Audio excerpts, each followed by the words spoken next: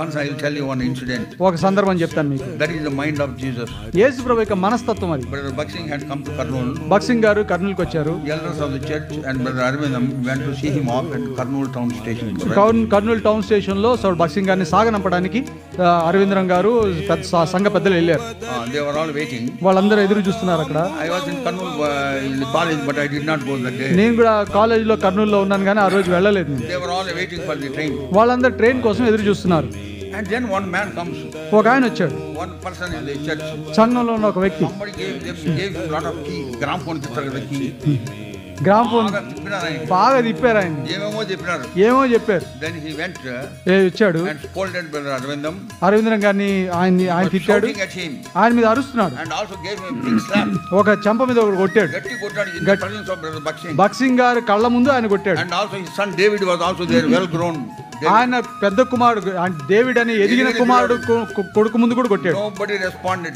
ఎవరేమనలేదు. కొట్టేశాడు, గట్టి గరిచినాడు, అలిసిపోయి వెళ్ళిపోయాడు. కొట్టాడు, గట్టి గరిచాడు, అలిసిపోయి వెళ్ళిపోయాడు.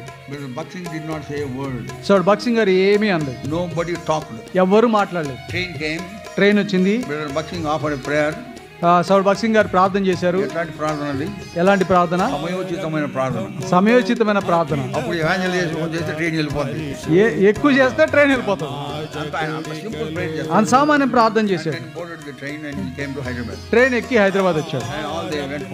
అందరు ఇంటికి వెళ్ళిపోయారు. వాళ్ళు ఎవ్వరు కూడా అరవిందరం గారితో మాట్లాడలేదు.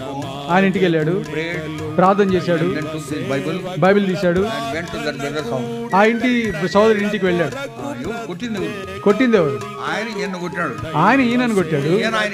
ఇప్పుడు ఈయన ఆయన ఇంటికి వెళ్తున్నాడు. ఇంటికి వెళ్ళి తలుపు కొడితే ఆయన తలుపు తీశాడు.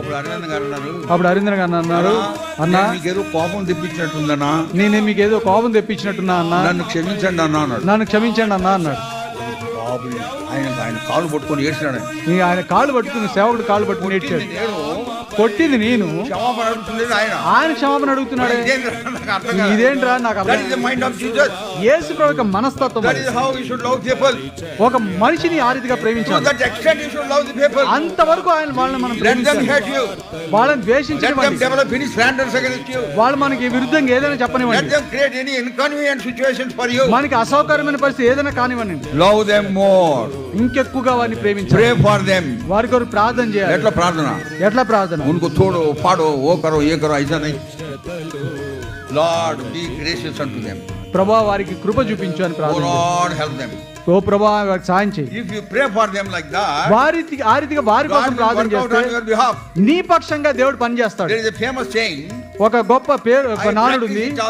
అది నేను అభ్యాసం చేస్తాను కూడా. Pray for others, Lord will hear your prayers. నువ్వు వేరే వాళ్ళ కొరకు ప్రార్థన చేస్తే నీ అక్కర దేవుడు తీరుస్తాడు. వేరే వాళ్ళ కొరకు ప్రార్థన చేయి. ఆ రీతి అప్పుడు ప్రభు నీ పక్షంగా ఎలా పనిచేస్తాడో చూడొచ్చు.